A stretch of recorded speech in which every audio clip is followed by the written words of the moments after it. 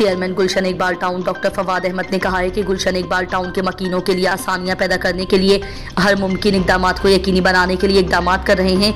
आवाम और इदारे के माबैन दूरियों का खात्मा IT के इस्तेमाल से ही मुमकिन हो सकता है। इन ख्यालात का इजहार उन्होंने डायरेक्टर IT अजीम हैदर और निजी कंपनी के नुमाइंदगान के हमरा गुलशन ऐप के हवाले से इजलास की सदारत करते हुए किया।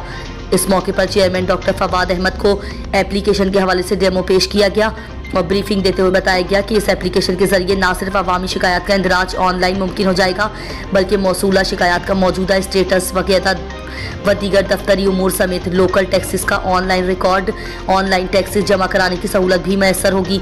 चेयरमैन डॉक्टर फवाद अहमद ने इस मौके पर गुलशन एप्लीकेशन के हवाले से कहा कि ये एक बेहतरीन कदम होगा जो हर बल्दियाती उमूर को स्ट्रीमलाइन करने समेत खराबियों को दूर करने में भी मदद फराहम करेगा।